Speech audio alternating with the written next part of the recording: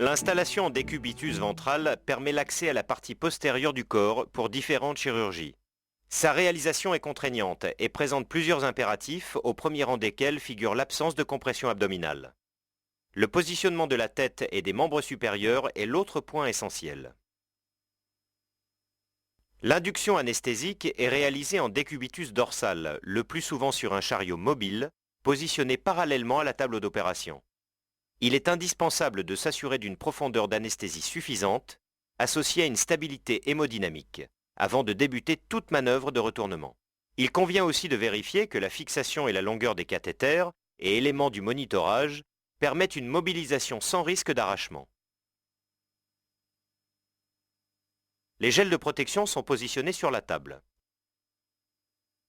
L'anesthésiste réanimateur s'occupe de la tête du patient et commande la manœuvre.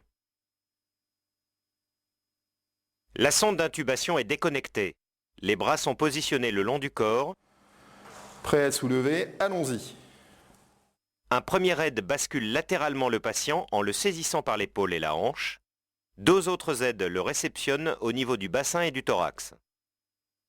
Il est fondamental d'assurer la rectitude rachidienne pendant toute la manœuvre de retournement. Pareil pour soulever, soulever. Une alternative consiste à endormir directement le patient sur la table d'opération. Les impératifs du retournement sont les mêmes. Pareil pour soulever, soulever. Il convient cependant de veiller à la mobilisation et au dégagement du bras déclive.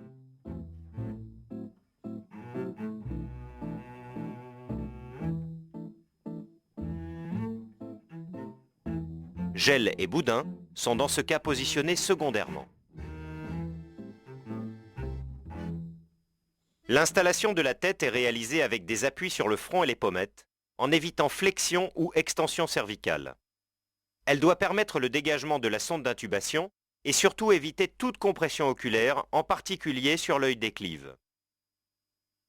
Elle est possible face contre table sur un dispositif adapté, coussin évidé permettant de préserver les points délicats en limitant l'appui aux pommettes et au front.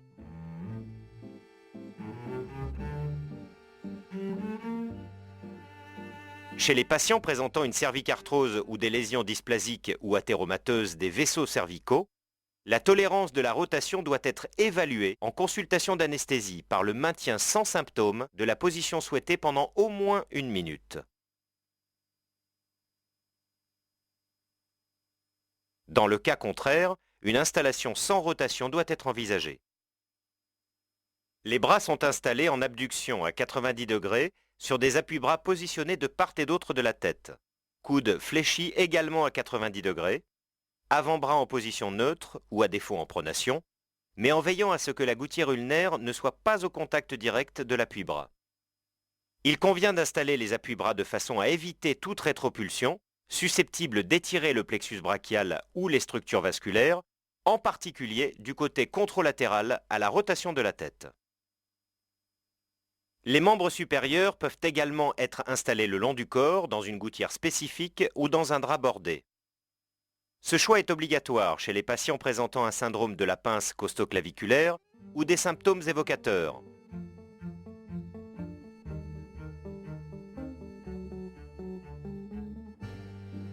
Douleur ou paresthésie dans le territoire ulnaire. Abolition du pouls radial lors de l'extension des bras.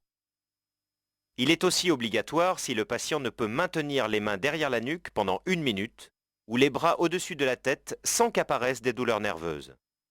Il est important de vérifier que la rotation de la tête n'induise ou ne majore pas ces symptômes, imposant alors une position face contre table. Installation du thorax et de l'abdomen. Les boudins transversaux permettent de limiter la pression abdominale. Cet objectif est essentiel pour prévenir une compression cave génératrice d'une diminution du retour veineux et du débit cardiaque, mais également faciliter l'ampliation thoracique pendant la ventilation. Réduire le saignement en chirurgie rachidienne lié à l'augmentation de la pression veineuse.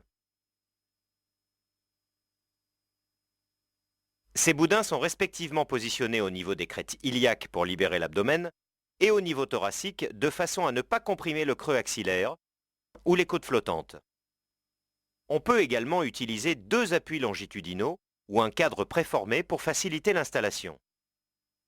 Des dispositifs préformés monoblocs sont disponibles pour faciliter l'installation.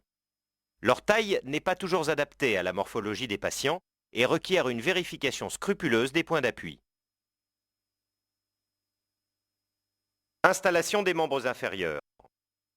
Les genoux sont fléchis et positionnés sur un gel, les pieds surélevés pour éviter une flexion plantaire exagérée.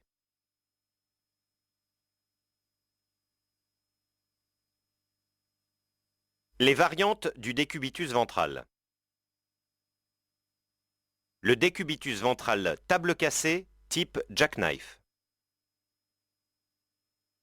Pour faciliter l'abord chirurgical rachidien en ouvrant l'espace intervertébral ou interlaminaire, une angulation de la table au niveau de l'articulation de la hanche permet de diminuer la lordose lombaire. Les contraintes de l'installation sont identiques à celles du décubitus ventral horizontal au niveau de l'extrémité céphalique, des membres supérieurs et inférieurs, du thorax et de l'abdomen. Il s'y ajoute le retentissement hémodynamique lié au positionnement déclive des membres inférieurs. Celui-ci peut être limité par la mise en place d'une contention élastique ou d'une compression pneumatique intermittente. Si l'angulation de la table est importante, il convient de limiter le risque de déplacement caudal du patient par une sangle positionnée sous les fesses et fixée en amont sur la table d'opération.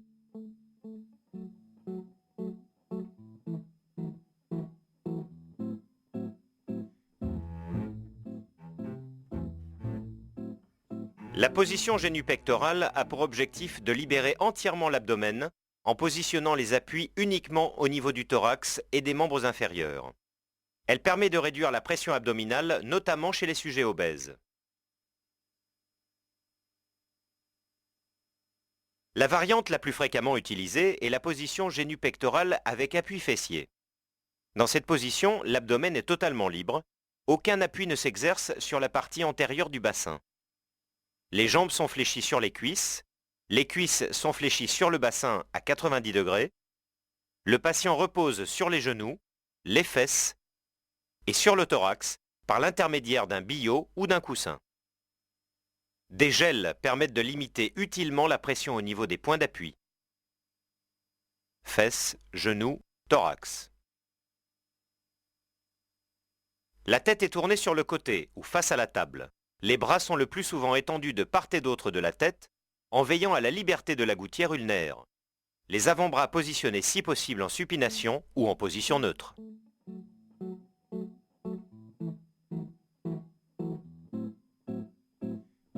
Cette installation débute par le retournement en position ventrale.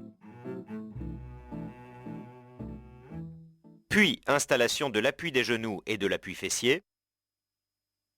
La translation du patient requiert plusieurs aides. L'anesthésiste prend en charge la tête et son environnement. L'équilibre du patient est assuré par des appuis latéraux. La position de la sonde d'intubation est contrôlée par l'auscultation.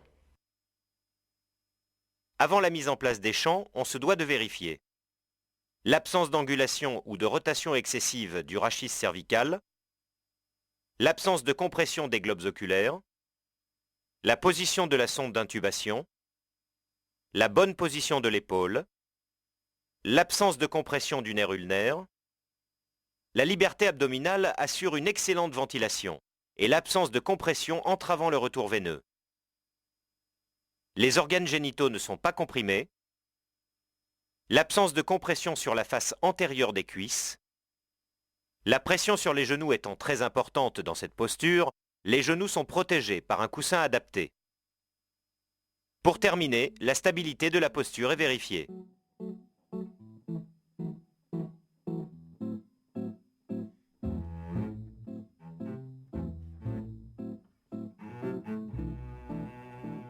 Une alternative est représentée par une position où le patient est agenouillé sur la table d'opération. Le thorax est soutenu par un billot ou un coussin plus épais que précédemment. L'axe rachidien cervical est maintenu. L'absence de flexion ou d'extension de la tête est vérifiée. La tête est comme précédemment positionnée. Les membres supérieurs sont allongés de chaque côté de la tête, l'épaule en antépulsion. Cette position favorise la compression neurovasculaire au niveau des creux inguinaux et poplités.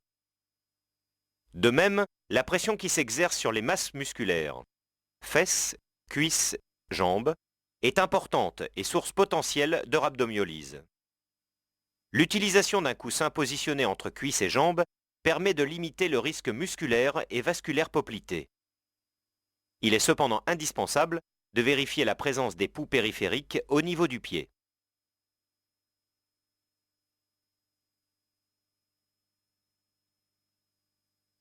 Des gels sont positionnés au niveau des genoux où s'exerce une part importante du poids du corps, ainsi que sous les pieds, pour réduire la flexion plantaire et l'étirement du paquet vasculo-nerveux pédieux.